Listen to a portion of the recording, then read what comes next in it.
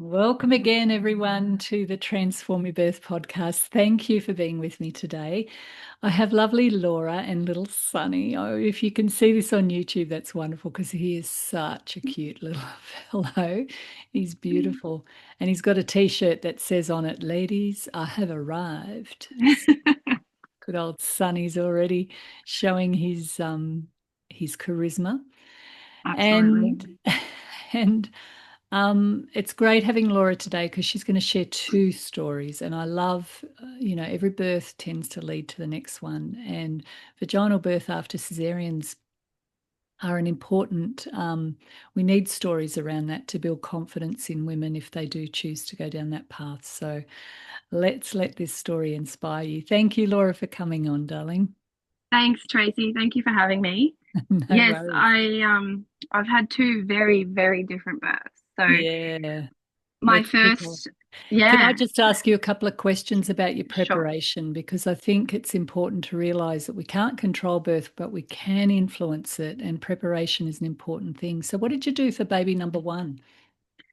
Baby number one, I did a lot of personal prep, listening to podcasts, that kind of Yeah. thing.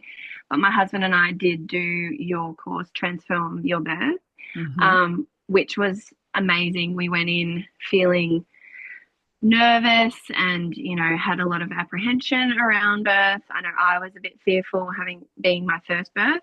Yeah. But yeah, we left your course feeling so excited and so empowered um, for our birth. So we definitely prepared for our first birth. It just took some turns, which we'll go through, Yeah. that maybe we weren't ready for as first Yeah. time parents. Yeah. Well, tell us how it unfolded, Laura.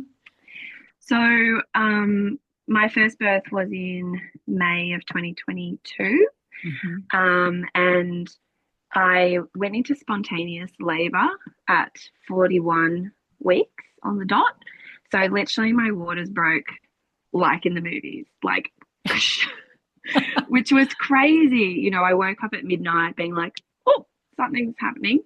Ran to the toilet and yeah, my waters had broken. So checked that it was all clear and everything. So I literally just put a pad on and went back to bed. Um, and kind of, I think it was getting a very gentle kind of contraction every 30 minutes. Um, so then slept on and off until things woke up, 7, and it was kind of every 15 minutes. And my husband and I just kind of had breakfast, walked around the house, started putting music on, doing the things and the tools that we had prepared for with this birth. It was slow though; it was slow moving. Mm. It was just us two. We decided that we just wanted it to be us this first time. I didn't know about doulas yet. We'll get to that, but yeah, it was just us two. So we just laid it at home for as long as we could. Mm. Things kind of ramped up when I was in the shower, around 2 p.m. I started feeling like a lot more intense contractions, being probably vertical in the shower, needing to like almost drop to my hands and knees. And that kind of not scared us, but was kind of like, oh, where are we at? So Brock was like, I think I should call a midwife. So he did. And, I was making a bit of noise in the background and she was like, yeah, why don't you come in? Sounds like things are, moving forward. So we packed up, went to the hospital, and as soon as we got there, they checked me and I was 3 centimeters. So straight away, I was a bit devastated because I was like, I thought I was further than that. Um, and they were all wearing masks. I couldn't see their faces. It was the end of Yeah. COVID. COVID, yeah. Yeah, it was the end of COVID. So there were still, I think, restrictions on visitors and that kind of thing. But yeah, mask on. They gave me Panadol, which did nothing. So we were just like, we were in the hospital and they were like, you can go home or you can stay. And we were like, I didn't want to go back in the car again. So I was just Mm. like, oh, all right, let's just stay here. I wanted a bath. So, we had to change rooms for that, which was fine. And we just labored there. It was just slow moving though. And we just stayed there until about 7:30 or 8, and Brock was really hungry, my husband, and Mm. I was like, I'm fine. I was listening to your meditations and I was like, I'm fine. Go get some food. And I just found the midwives were really hands off. We had quite junior midwives. They just kind of left us alone, probably because I was so early in Mm. labor. Yeah. Um, and so he went to get food. There was no one in the room. I was by myself and I completely lost my headspace. Mm. It just started to get really hard and I was alone and I was like, Yeah. oh my God, I just lost it. Like, I just didn't have that focus anymore, felt out of control, like Yeah. scared probably. That's a really important point. I want to just touch on, Laura. Yeah, Women in labor feel very vulnerable when they're on their own. yeah, And vulnerability is not the physiology that we need. And it's what, no, we really want to make sure that that woman feels, held and supported. And it's sad that abs- midwives these days often don't have either the inclination or the time to really help you to find comfort and to really be there for you. They're in and out rather than really holding space for that woman.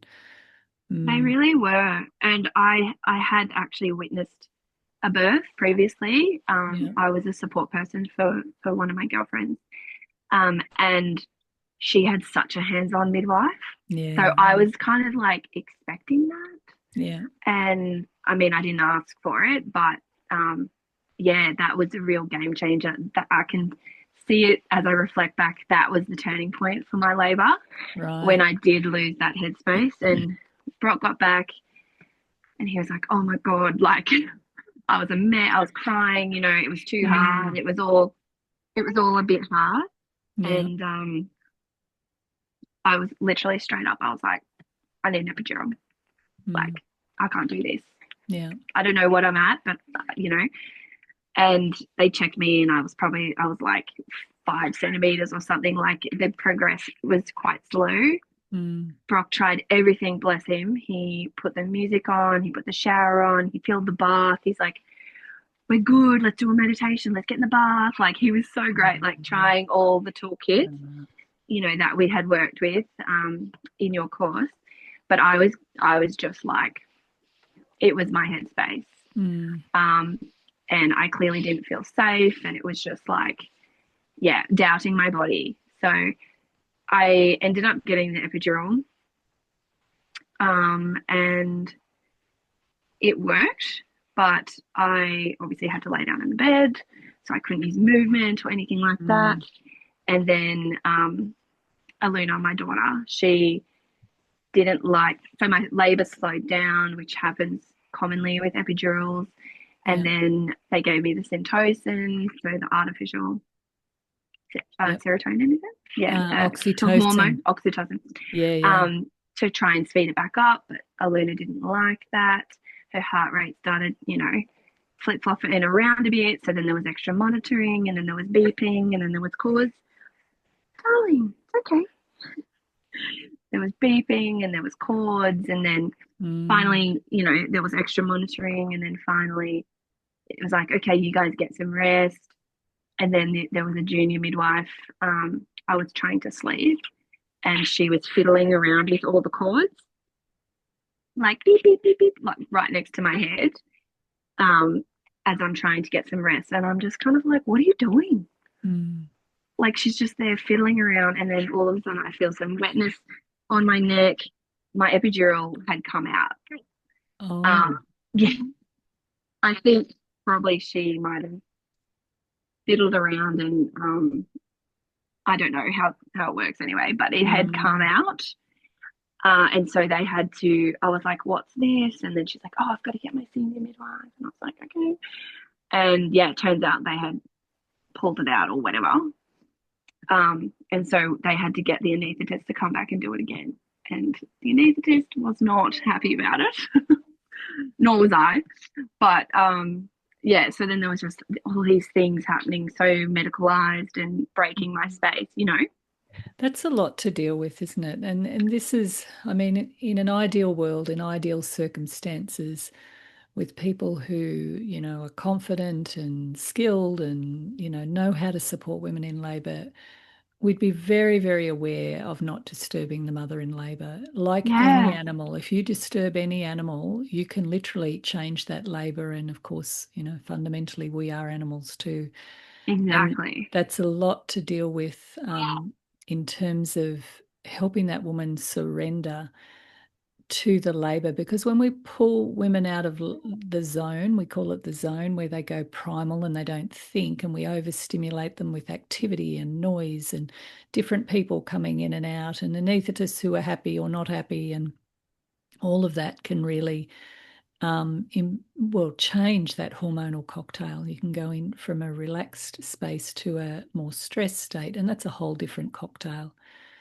It's Absolutely. And then as unfortunate. first time parents as well, Yeah, not knowing the journey that they're on. yeah, Why is it taking so long? Like, is mm, something wrong? Like, yeah, why are they monitoring me so much? yeah. Like all these questions are, popping around in my mind. Exactly. And that's part of the challenge too, is the biggest mental challenge a woman has in labor is she doesn't know how long she's going to be in labor for.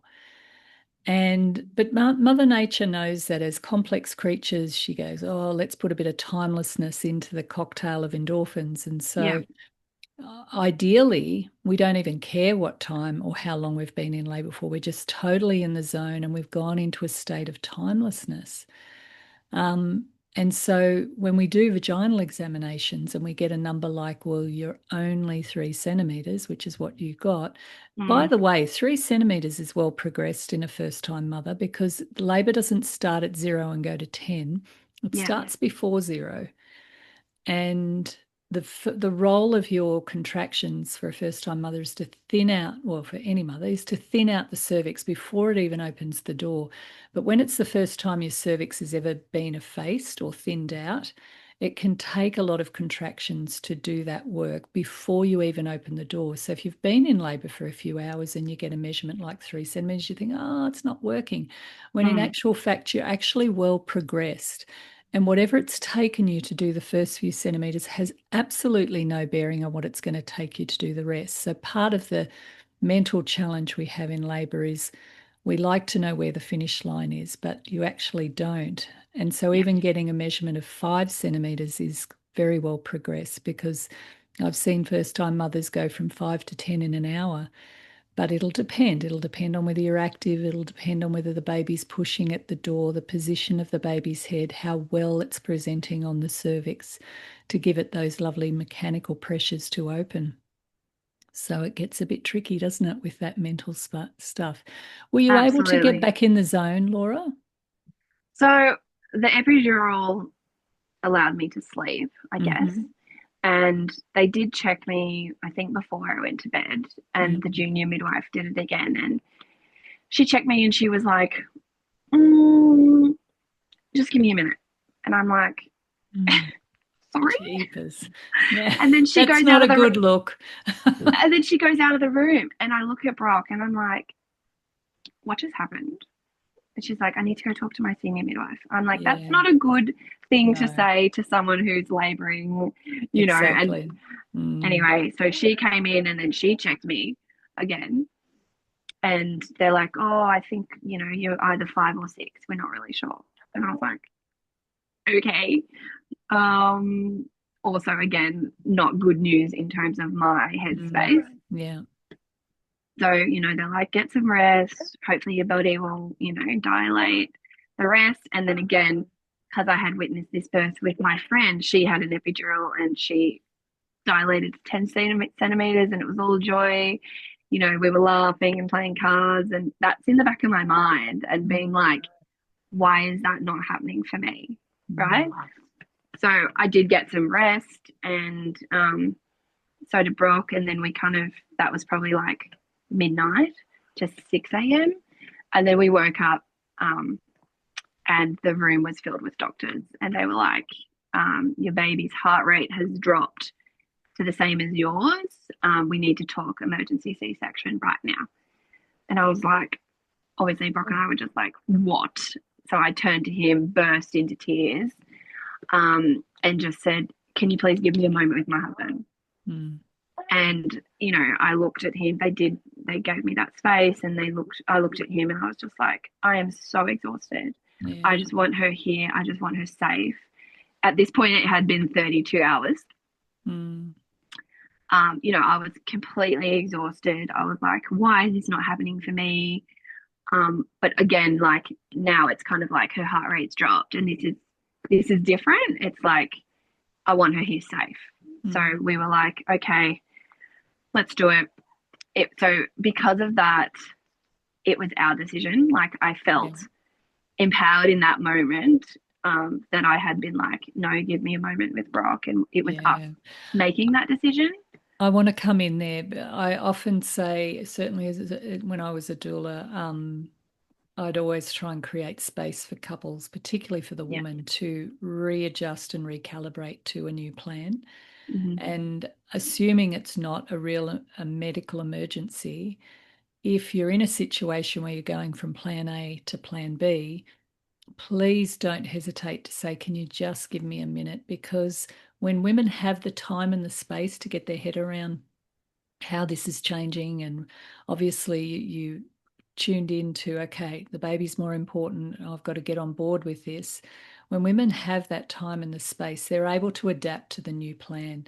But if it's put on them too quickly, then it can be very overwhelming, and it Yeah. can really shift the emotional state of the mother. And we really need to protect that in labour, because the emotional state of the mother is paramount to the happiness and safety of the baby, as well as her own emotional well-being and her ability to get through this intense experience without feeling wounded on the other side. So I think that's really wise that you did that, Laura. And it sounded like what you were saying is it felt empowering to do that. Is that right? Yeah. Good on I you. think it definitely changed from me being traumatized Mm, about the whole experience to yeah, actually being like, you know what, I did feel empowered, and yeah, it was our decision at the end of the day. cool. Um, and once we had decided, yes, we signed the paperwork and whatever, they Mm, whisk us down there. I had already had an epidural, so I was pretty much good to go. yeah, But they respected, from the moment we said yes, they respected all of our birth preferences. Even the wardsmen taking us down, they were like, "Are you having a girl or a boy? Do you have a name? You're no, about to meet your baby." And like nice. just that switch from a medicalized emergency Yeah, to being like excitement the and human factor. the human factor, someone looking me Yeah, in the eyes, being like, "You've done so well, but you're about to meet your baby," yeah. and that was just really beautiful. And Mm, they respected our preferences of skin to skin straight away, and delayed cord clamping, and for Brock to cut the cord. And lovely. even though it was a C-section and it wasn't what I was hoping for our first Mm, birth, we still felt really respected, beautiful. in that moment. So, and we've got the most incredible photos. Brock's phone Oh, was one wow. on it was on 1% battery, classic. And he got these photos that it's like her coming out, and it's Oh, lovely. insane. Oh, Um, that's beautiful. and yeah, we got to do skin to skin on my cheek because I was, Oh. laying down, but I Brock love was how you've described the cesarean. People can be very resistant to that mode of birth, and see it as a yeah, failure or see it as second rate. And it really isn't. Every birth is the welcoming of a baby, and we've got to see it with that lens, because if you have a resistance to a type of birth, you can change the experience of that. And really, what we want to mm, do is welcome these babies with love, not fear, and definitely, certainly not self judgment, because at the end of the day, you just have to walk your path and make the best decision with the knowledge that you have at the time. We can't preempt these things, we don't know where we're going in the mystery. yeah. So we've just got to be okay with whatever unfolds on the day. And I love how you've described cesareans, that your cesarean, it was beautiful. And asking your caregivers for what you want, Yeah. if they're not as attuned to the people that you had, who are obviously very on board to make this a nice experience as you welcome your little girl. Yeah, it really was lovely. I obviously post birth, we actually had amazing postnatal midwives in the Lovely. recovery because Yeah. obviously we had a C-section, so we stayed in a bit longer. And as first-time parents, that also was just so life-changing. You know, Mm. they taught me how to breastfeed. You know, Yeah. they saw she had a tongue tie, and they quickly got a lactation consultant to come see us. You know, Mm. I think she um, kind of just gravitated a bit towards Brock and I, and then we had a bit of a relationship. So that Nice. continuity of care also was there postpartum, which I think really helped Yeah. That's transition us lovely. into first time parents. Yeah. So when you were pregnant with baby number two, what Yeah. was going on for you about your plans for little Sonny? Oh, so this is a bit of a journey. So from the beginning, my husband and I were both like, we want to have a home birth. So completely different from, Yeah. the first medicalized experience. And we were like, yeah, we want a private midwife, we want a home birth. We really want that for us. We want to bring a life into the world in our safe space at home. Hmm. Mostly because we didn't love the hospital experience in labor. Yeah. Postpartum, it was great, but in labor, we really didn't like the such hands off experience that we had. Mm. So I started searching. Actually, I wasn't even pregnant yet. We were planning pregnancy in a couple months, but I was already searching private midwives because I know how like popular they are, and there's not that many Mm. in Canberra. Yeah, that's right. So I was calling people, and they're like, "No, we're not doing home birth. No, we're not doing home birth." I found two. One who we had a call with, and we really liked her, so we ended up booking her in. Um, and then, we found out we were pregnant, and then we were like, yep, we'll go with you. And probably like 6 weeks in, I was 6 weeks pregnant, she cancelled on us, Oh, uh, which was super devastating because we were like, oh my God, this might not happen for us now. Like, yeah. so we ended up meeting with the other midwife who we just didn't vibe her Mhm. energy. You have to really Mm. feel connected to that person, and know you can work as a team. And I just looked at Brock afterwards and I was like, I'm sorry, I didn't feel it. Mm. And that's so important. Yeah, You're it going to is. birth where you feel the most safe. Yeah. And I just had a vibe. I was like, no. Nah. So then, we didn't go ahead with that, and I could not find, there was no one else. So I was praying every day I was going to get into continuity, calling the hospital. Hi, it's me again. just Good for checking if I you. just checking if I got into continuity. Like from 7 weeks, I was calling Nice. them. Squeaky wheel. Literally, it didn't work. I didn't get Oh in. no. So that was my last uh like kind of strategy for the home birth route, because if I got into continuity and everything was, healthy with the pregnancy, then I could go into their home birth program. Didn't get in. I was like, okay, I was devastated. It just so happened my sister was pregnant at the same time. She's 8 weeks behind me, and she got into continuity. I was so happy for her, but I was Yeah. devastated. Yeah. Oh Once wow. again, I was like, why I'm trying so hard for this birth and it's not happening. So I ended up just letting go to the universe. I was like, okay, this isn't our path. That's fine. How can we get the support we need? And then I was actually having lunch with a work friend who is a doula on the side. She's not Yeah. practicing at the moment, but she is a doula. And she, in 1 hour chit chat about pregnancy, she convinced me 100% about a doula. And I ran Yeah. home that night. I was like, Brock, oh my God, we have to get a doula. And he was like, oh, I'm here for it. It sounds great. Let's G up a meeting. And so, yeah, we ended up going to one of their meet and greet, coffees, and met Mm-hmm. Kylie, and we just Oh, loved her. Kylie's lovely. Yeah. Yeah.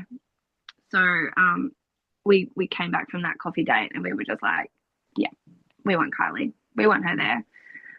So then, yeah, we ended up getting a doula, and Mm. we kind of, that helped us as well with our education again. So Yeah. my daughter's 3, and so it had been a while since Mm. we were going through birth, and all of that. I obviously started listening to podcasts again. I really loved the Great Birth Rebellion Yeah. podcast. I actually learned a lot of stuff through that Mm. podcast, um, which I'll touch on in for the labour as well. Um, but then we had a couple prenatal sessions with Kylie, and then she was on call for the birth, and then 2 postpartum sessions as well. So Yeah. yeah, Like, that was amazing. continuity of an own midwife tends to be the most popular model of care because you have someone who follows you all the way through. And home birth is that, it's like gold standard of that because Yeah, you get a lot of care through having your own midwife. But yeah, if you aren't able to access those programs or financially an independent midwife, then a doula is a wonderful option to give you that continuity and that relationship. Now, doulas are a professional childbirth support person. They tend to specialize in pre-labor, during labor, postnatal, and they all have different packages of what they offer because of their skill set. But it's a wonderful thing to explore if you are in a program where you don't know who's going to be with you on the day.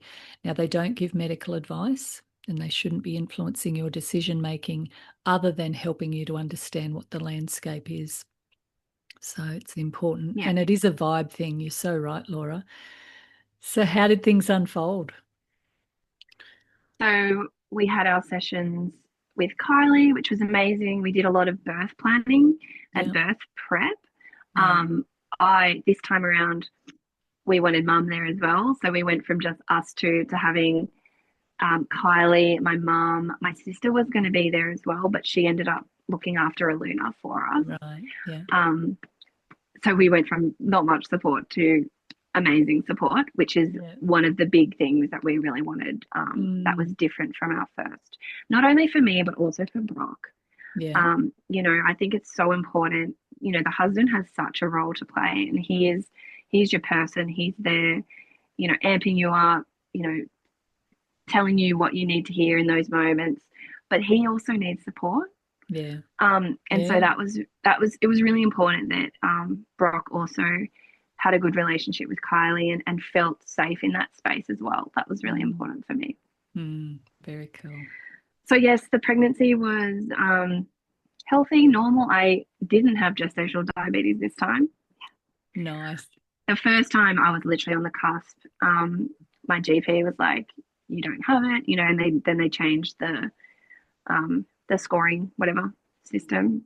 So I would have been negative the first time round, but Yeah. I was negative this time too. So that was another stressor that I didn't have, which was really nice. So yeah, pregnancy was smooth sailing. Um, I started about 8 weeks before Sunny was born, or 6 weeks before Sunny was born. We had we unexpectedly lost my mother-in-law. Oh, Um, wow. and I'm probably going to get emotional about this, but Mm, yeah, it was really, really hard. yeah. We were preparing to welcome a new little life, and we lost a life that was so important to us. Mm, So that really kind of halted our birth prep for a little bit. We really had to grieve um, and let ourselves go through that journey of grief. mm, Um, Obviously, I was so conscious of the little one inside me and looked after myself and tried to, just breathe. And mm, I had never experienced such loss before, and grief. So it was really a new journey for me to navigate and to support Brock as well, and to Luna. She was 3 and yeah. she lost her grandmother really suddenly. Um, so that absolutely threw us. So it did take, I was probably 34 weeks when that happened. And it took us about a month to just focus on healing as a family and, Mm, honoring her and kind of just moving through that grief. before we were able to see that little light at the end of the tunnel of excitement about welcoming, our little Mm. beautiful Sonny. And that's kind of why we named him Sonny as well. He is the light at the end of that dark tunnel, and he gave us, that joy again. Mm. Um, but yeah, it was a crazy time. So Kylie again helped us work through that. Some Yeah. roles had changed. Um, Aluna would have gone with Tina while I was in labour, but obviously we had to change some things. So my sister stepped in, and we're so lucky we've got so much support. So Mm. um, yeah, we, after, and grief is an ongoing thing. It's just living with it. It doesn't Yeah. go away. So once we started to see that little bit of light, we were able to kind of shift into welcoming, the birth and that prep, because when it all happened, I was not ready. I was like, Mm. I can't even think about it right now. So then we worked with Kylie, and she was such a supportive person for both of us as well. We were so emotional, and just letting the tears come when they needed to was Mm. really important. Um, but then, I started to do little things. Postpartum is such an important phase as well, the fourth trimester. And I find I've experienced, and I did some postnatal yoga classes and all this stuff. Nobody thinks about the postpartum period, or Yeah. they don't think too much about it, but it is full on. So, Mm. I really wanted to make lots of meals. And, as a second time mum, I knew what was really helpful the first time. So I did a bit of prep with that, making meals, and then slowing down and going inward, and, really starting to talk to my baby and just be like, we've got this, because my dream was having a VBAC. Mm. Um, it was a home birth VBAC, but at the end of the day, I was like, you know what? The VBAC is the goal, Yeah. whether it happens at home, whether it happens in a hospital. That's still what I really wanted to achieve. Mm. So, we were really clear about that in our birth planning. What happens in this scenario, these different scenarios. What is mum doing? What's Brock doing? What's Kylie doing? Like having really like defined roles and what I want. So everyone was crystal clear on what I wanted and how they were going to advocate for me, which was amazing. And so at 40 weeks on the dot, that week I had been crampy. I was really getting sore and, lower back pain and all this kind of stuff. And I decided that I would take some homeopathic remedies. I'm also studying to be a naturopath, and I love homeopathy. Yeah. And so, I was ready. I was ready. So I was like, yep, let's get some homeopathic remedies. I went to the Hierophant in Griffith, and spoke to them there and got, the remedies. And then I took them on the Friday morning. So I started at 7 and alternated on, blue, cohosh, and whatever the other one is, cauliflower. Mm. Um, and so you did that every 2 hours and finished at, what was it, 5 p.m., I think. 4 hours later, I went into labor. So with Wow. homeopathic remedies, it's only going to work if your body and your baby's ready. Mm. So, Yeah, like acupuncture is the same thing. exactly. It can just promote ripeness, but it'll only It can work if just you're push you a ready. little bit in the right Mm. direction, but it's only going to work if mum and bub are ready. Yeah. I felt ready. So that Friday, when I was taking those remedies, I was feeling really crampy and achy. I still got on with things. I've got a 3-year-old. So, we went to the park and walked around and did some cooking and, whatever. Mm. And my dad came over, and, he thought I seemed a little bit irritable. I was like, okay. Anyway, maybe I was, because Mm. I think I was in early labour. Yeah. So 9 p.m. rolls around. Aluna's gone to bed. Brock and I are watching some telly. I just was walking around a little bit, and I was like, "Oh, this is different. This is different. These crap." Like I was like, "I think I'm in labour, Brock." And he was like, "Okay, no worries, we're cool," because he was like, the first time was 32 hours, right? So we were like, Is it? we're in for a ride here. And 15 minutes later, my waters break Oh, wow. in the kitchen. Literally, I was like, oh, okay, no, this is, yep, okay. And then from the point my waters broke, I was in active labor. So I'm talking a contraction every 2 minutes lasting for a minute.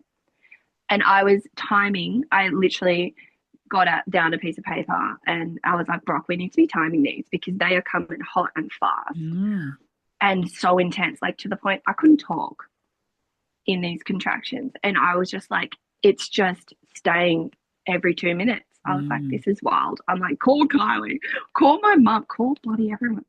And, you know, Brock had called them already and he was like, we're in labor. It's all good. I'll keep you posted. I'm like, you call them back right now. Something is happening. We're on here. But yeah, he called them back and he's like, And actually, that's what guys, can happen when waters break. And it's interesting too, you had a sense you're in early labor. See, yeah, waters typically break at the towards the end when the pressure's at its greatest. So the baby mm, was probably putting a lot of pressure on, and that like the waters act as a bit of a buffer between the baby and the cervix. But when that's gone, the baby comes down very strongly on the cervix, and you can go into very strong labor. it Yeah, was so wild. But also comparing to that first birth, my waters yeah, broke straight away too. yeah, But but it was it every half was an hour, and that's then right. Yeah, it was such chalk and cheese yeah, so um, interesting. from 1 to 2, and so you know, heat was my godsend. I just wanted Hmm. a steaming hot heat Right. pack down, you know, on my uterus kind of area, quite low, So on your and belly, yeah. yeah, under the belly, and then Hmm. bent over. So I was Right. just kind of like this on a chair, on a table, on anything I could find, just being bent over like that. And Hmm. that's pretty much how I labored. A lot of movement. So a lot of moving of the hips, figure eights, that kind of thing. And I really wanted to use more movement this time round. Yeah. So I had a lot of things that I really wanted to do. I really wanted to use movement. I really wanted to um, use heat. I had all the tools, you know, I had the tens and all these things. They put the tens on me and I was like, get it off. It's funny, isn't it? You just don't know what's going to work until the day. I did not love it at all. I Mm. was like, that is awful, get it off. And then poor Brock was chewing gum. I got a whiff of it and I was like, get that out of here, get that out. The smells. If you don't like the smell, you would have thought Normally, gum was fine. I know, but literally I got a whiff of it and I was like, nah, get that out. I knew what I didn't want. Let's be fair. I always laugh at women in labor. They're so clear. Oh, It's like, no, so stop. clear. And but everyone knew it's like she's got it. She's running the show. We do what Yes. she wants. It's her Yeah. moment. So everyone Oh, how arrived and lovely. that was awesome.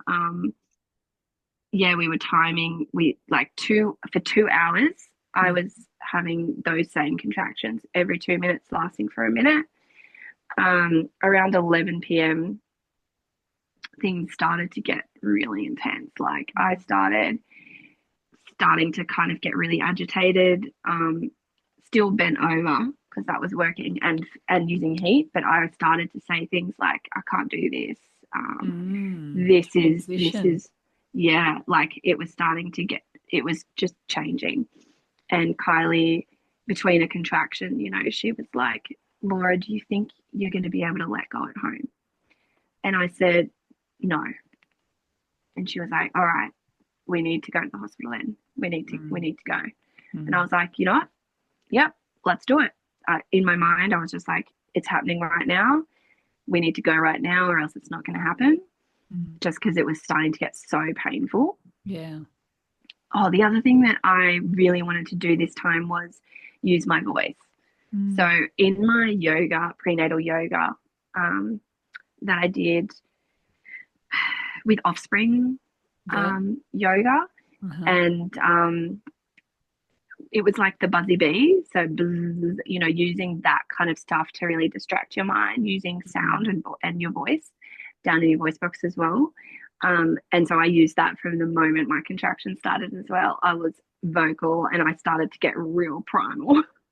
How do you think that helped you, Laura? Tell me more about that. I think it helped me because I was able to turn inward. I was able to really focus on just that sound and that vibration throughout my body. So I was able to just be so focused Yeah. in those contractions, just turn inward, just focus on my voice and just, I can do anything for a minute and just hum it out. And the midwife was, one of the doulas was like, I helped a mum and she hummed the baby out. And I was like, I'm just humming this baby out. I'll I'm just have gonna one of hum. those. Yeah. I Yeah, was like, cool. yep, perfect, amazing, let's do that. Mm. So, yep, Brock got everything ready. Everyone got ready. I said bye to Aluna. She had woken up. She's like, why is mummy making all those noises? I'm like, mummy's having a baby. She was like, awesome. She went back to bed with my sister and we went to the hospital. Hospital ride was rough as I was probably like transitioning. Mm. I was just hanging on to that bloody handle in the car. Like, mum was great. She was behind me, massaging my shoulders, and Brock was able to just focus on driving, which is great because Yeah. obviously that's important. But for him not to be worrying about me, Yeah, because yeah. mum, again, it was just all about that Oh, support. you had great support, didn't you? Yeah. And Mm. honestly, game changer, game changer. Mm. Got to the Big lesson hospital. there. Oh, right before I left home, I said, Kylie, grab my eye mask. Mhm. And this is what I learned from the Great Birth Rebellion podcast is wearing an eye mask in labor. Yeah. And I wore it from when I left my house to when Sunny was put on my chest. And Oh, it was the best thing that I did because I did not get distracted. I was so focused. All I had to worry about was my contractions. I could turn inward. I didn't see anyone's face. I didn't get the lights didn't affect me. Like I was just so present and so like just in that, like you said, that timelessness. yeah. That's exactly where I was this time. And that was so different from my first. Yeah. So literally mum wheeled me up in the wheelchair. I was just laboring, couldn't see anything. They got me to the room. Brock whipped out my birth plan. The midwives were frothing for it. They loved it. They were like, yep, this is brilliant. So everyone knew what I wanted. They didn't even check me when I got there because Nice. she was like, girl, you're good to go. Yeah, Like exactly. you, Yeah. you were transitioning when you got here. And she Mm. was like, just listen to your body. If you get an urge to push, you push. And I was like, wow. So what a different experience arriving at the hospital, and Kylie was great. She was like, why don't you go try and go to the toilet? And I couldn't go, but I got an urge to push when I got onto the toilet. And the midwife's like, don't have your baby on the toilet. She's like, anywhere else, anywhere else. I'm like, yep, okay. So we moved me again. Another thing I wanted to do is I wanted to lunge when I was pushing. And so again, that bent over position over things was just my optimal position. So they lowered the bed. I was over the end of the bed lunging, and Brock was like right up near my face because I was blindfolded. I had my eye mask on, and he was just right there, just with me, which I just needed like in that last phase because that's when you doubt yourself. That's when you're like, I can't do it. And Brock was right there. He's like, you can do it. This is what we want. You're so close. And everyone in the room was just like, you're doing it. You Oh, are I got doing it. goosebumps. I know.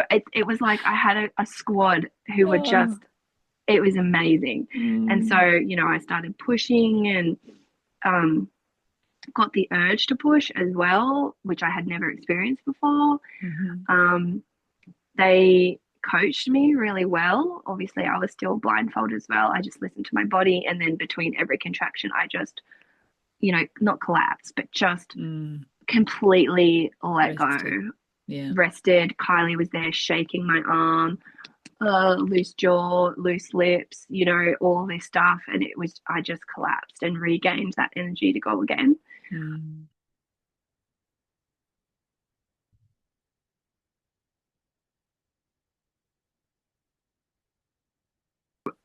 They coached me really. they coached me really well. Obviously, I was listening to my body, but then they were also trying to protect my perineum. So we had, warm compress, and they were just like, apparently this might be oversharing, but I have a short perineum.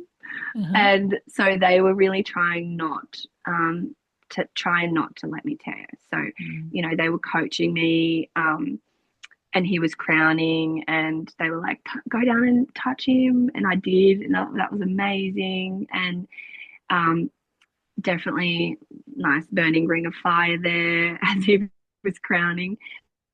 But yeah, just were coaching me, and it ended up just to get his head out. They were kind of starting to change what I was doing. They were like, how about you just blow out the birthday candles, blow out the birthday candles. So it turned out it stopped from me like pushing really hard, because I Yeah. was, to Yeah. being like trying different strategies just to protect the perineum. Mm. So blow the candles out, like that kind of stuff, and then cough, and these kind of things. Um, but I really had, what was really amazing it was such a physiological birth. Yeah. I got that fetal ejection reflex. It was like I pushed, and then something greater from inside of me pushed again. And it Mm. was so amazing, like just for your body to take control and just give you that energy that I didn't have, or I felt like I didn't have, was so amazing. And then his head came out, and um, obviously we paused again, and I've got some crazy photos that my mum took. Wow. um, and then his shoulders got a little bit stuck.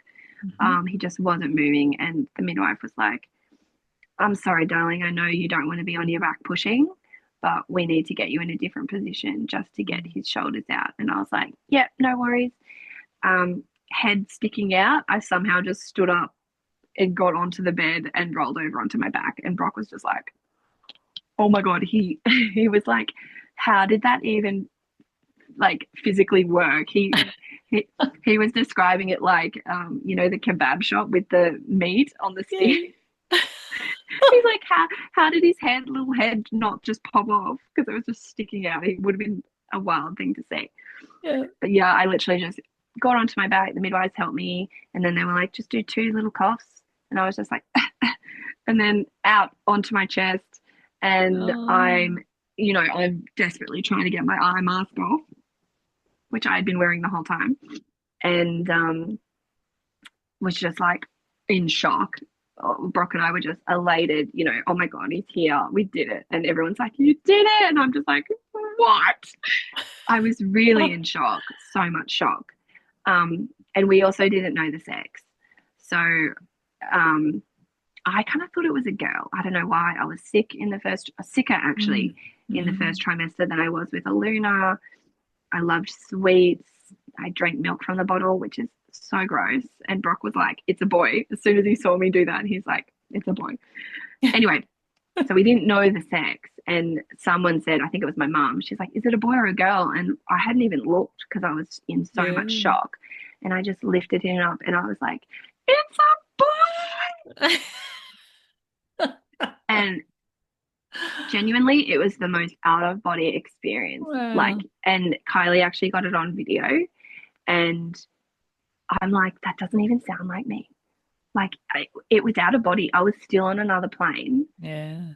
from that birth, from that physiological birth, and just like I couldn't. I was just so shocked that it was a boy. Um, so happy, so thrilled, and yeah, just so shocked. Like it was amazing. And so he was here. He was safe. He was perfect. I did it.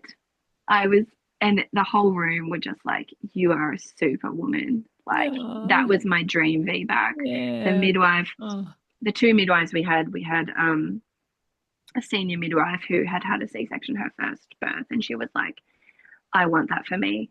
That VBAC Mm. that you just did, I want that. That was Mm. amazing. And then the student midwife, she had one birth left to graduate, and it was mine. And Oh. so she's like, I'm going to remember this birth for the rest of my life. Like, that was just the most amazing VBAC. You had an Yeah, so audience, darling. oh, it was like I Cheerleaders. had a cheer team, and like, obviously Brock was incredible, and mum was really amazing. Like Mm, she hadn't experienced a birth before. Obviously, she had her own, mm, but it is such a different experience for a yeah. mum to see her daughter birth. And she just, she was so emotional. And, she's like, "You are a superwoman," which was so beautiful. But then she was like, "I just have so much more respect for myself Mm, from witnessing that birth," which is pretty amazing. Like, mm, for someone to, actually reflect on their birth and be like, wow, I have so much respect for myself on what I went through, because her labors were really long yeah.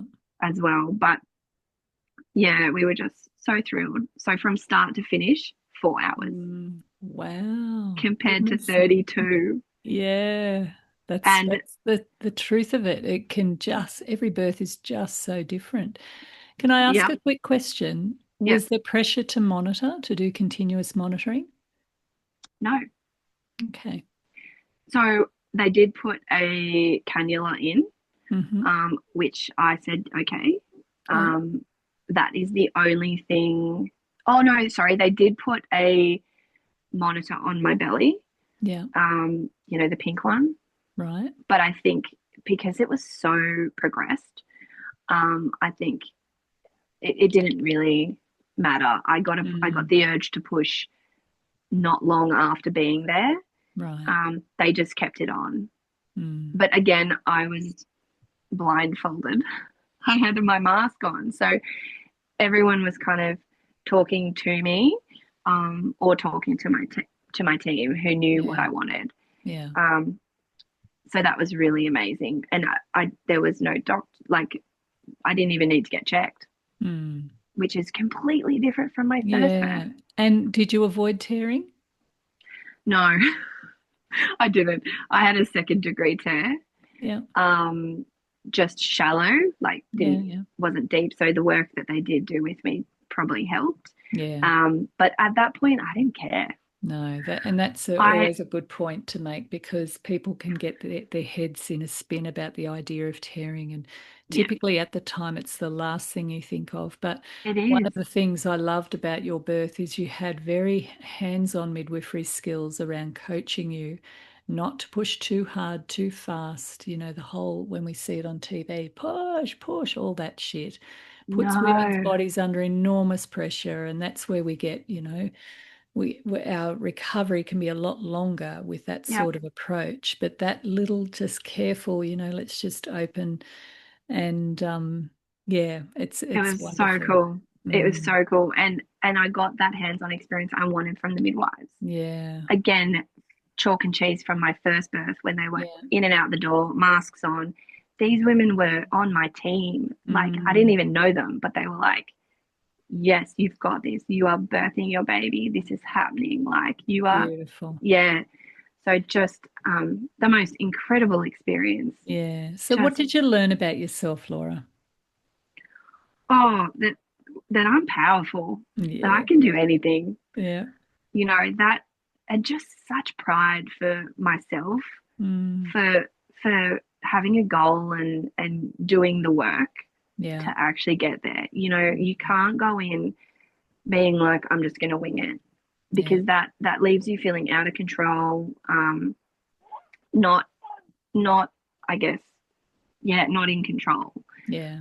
Um, but we did the work. We brought our care team in. We talked about different avenues. Yeah, Mm, we talked about maybe I'd have to have another C-section. That yeah. is that is an avenue that could have happened. Mm, And we knew what we wanted to do in that scenario. So yeah. You it need to was be prepared for birth under all circumstances and not get too attached to things being a certain way. Yeah. exactly, and we knew that from the first time, you know. Mm, But we were so ready. We were so excited. We were really informed, but in a different way. Like mm, we were informed the first time.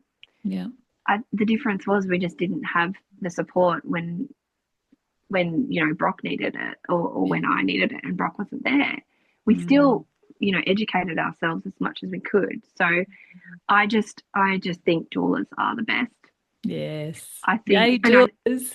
yay doulas, and I think Important role. the stats are amazing too. Like Mm. I don't know, I can't say them off the top of my head, but having Oh, a doula, significantly decreases the chance of intervention. intervention That's and right. C-sections and any kind of intervention, Yeah. which was which is incredible. And I've had it's interesting as well. Just quickly in my journey in this pregnancy, I had quite a bit of pushback from the medical system being a C-section Mm. mama the first time. I had to see more OBs this time. So I just went public, Yeah. um, but I had to see more OBs, and I was being pushed to book an induction at 39 weeks, and I was like, no, Hang on, an induction for a VBAC. That yeah, doesn't sound too smart. they were Bec- pushing me. They were pushing me to have an induction, and of course, with an induction, you have to stay in the hospital. So my goal, my plan of labouring at home Mm. would have been off the cards. But also, I was 39 weeks, and I literally pushed back, and I said, no. I went into spontaneous labour with my first pregnancy at 41 weeks. I am not even talking about induction until 41 plus 5. And she was like, oh. Then she's like, well, why don't we do a stretch and sweep this week? And Pressure. I was like, no. And she sassed me. She was like, why? And I said, because stretch and sweep is a form of um, oh my God, intervention Yeah. is a form of intervention. And I do not want any intervention. I know my body can go into labor on its own. It's done it before. And she was just like, why are you pushing? Why are you refusing a stretch and sweep? And I'm like, I'm not. I just don't want it now. Like, and it's almost like she made me feel like a naughty child. Mm. You And were. It's good to be a naughty child. oh, and boy, You did I need feel to be a naughty empowered. child. But I Mm. couldn't help thinking as I was walking to the car, feeling, they also, a bit later down, I think it was at 40 weeks when they were really pushing induction, or 41, no, 40. She started putting stillbirth stats on me. She's like, your risk of stillbirth doubles from weeks 40 to 41.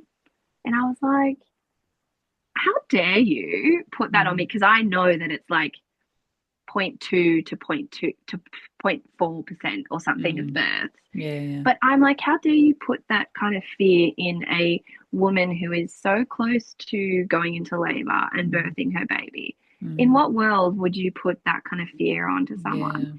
And that really left me feeling quite disappointed with the hospital system. Luckily, I was a second time mum, and I knew I could push back, and I had Yeah. Kylie, and I debriefed a lot with her Yeah. after that. But imagine a first time mum Mm. who doesn't know anything else and doesn't have the support and are pushed for an induction or, Yeah. way earlier than their body's ready. And I that's just why think it's outrageous. we've got a 50% induction rate in first time mothers, which is not That's leading to better crazy. outcomes. It's not preventing stillborn, it's actually creating a whole lot of other problems. And look, I think it's important people understand that in their training, particularly obstetricians, they're taught to manage birth. They're not taught to trust it. Mm, And we throw around these figures and we use fear as a method to bring in compliance. And that's not helpful. In fact, it can create complexity through just scaring the mother, like that just shifts her physiology. yeah, So it's a very, very poor and limited approach when it comes to getting women ready to go into labour. We want to have that women feeling safe, loved, and supported so she can learn to work with her labour, not against it.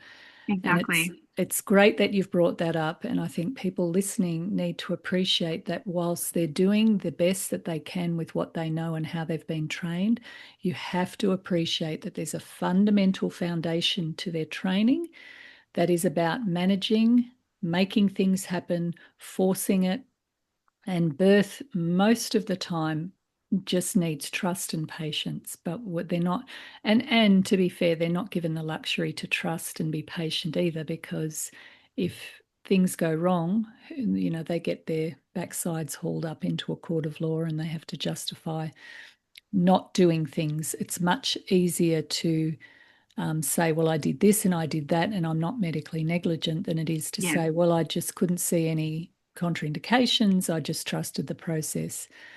That could be perceived as being negligent. So this is And part I of the get that. I forces. get I get that they're, tied to the hospital policies and they are Yeah. trying to But do the it's best they always, can, but it's your yeah, choice. That's what people need to realize. And it's important to exercise that choice and to be yeah, okay to push back if there's no real reasons why. I mean, what was the pressure? And here's the thing, like even the idea with a woman who's had a cesarean, induction puts that uterus under, particularly if it's the syntocin, and yeah, they yeah. use They don't syntocin. recommend And that, do they? no, that's right. Yeah, It can put the uterus under a lot of pressure and yeah, stress unnecessarily. When you just trust the woman's hormones, there's a real intelligence to the cocktail of hormones in the way that it constructs labor sensations and the opening of that doorway. yeah. And so inductions can be helpful under certain circumstances, but they certainly shouldn't be 50%. And Oh, for I've sure. heard obstetricians say this at a College of Midwives webinar I attended, and there was two very highly qualified and skilled obstetricians, and they were talking about the overuse of induction, and they said when your only tool is a hammer, everything looks like a nail, and that is what induction is. It's one of those things that we just use to fix problems Yeah, without appreciating that inductions them very selves have risks and significant can be have significant risks if brought in too early when the body's not ready and we're really having to exactly. force the issue. Yeah. Of course, the body's going to react, Yeah. And the when flow it's, and effect of that to mothering. yeah, Laura, your story has been such an inspiration today. And for those listening, particularly if you're planning a VBAC, it's lovely to hear stories of women who are confident enough to first do the work. I loved the way you did that. The planning and the preparation, you got the right support that you needed, yeah, and you were able to truly surrender to your labor with some incredible tools and your little eye mask that you wore through all of that, shutting down senses and shutting down stimulation, which can keep that mother in the primal part of her brain and not working against the labor. You were able to really surrender to it this time. Is yeah. there one little message you want to leave us with today, Laura? That you're powerful, you can do it. If I can get a VBAC, you can too. Do Uh, the work and educate. And yeah, yeah, women are amazing. absolutely. Women are amazing. And think about getting a doula. Great Yes, girl. and get a doula. Oh my God, get a doula. Yeah. You won't Yeah. regret it. You won't regret it. Beautiful. Thank you, Thank, everybody, for listening. I really appreciate you supporting this podcast. Share it around with people who you know. We try to use it not only to tell inspiring stories, but also to help you to understand what you can do to move the needle in birth. Thanks again for listening. Bye.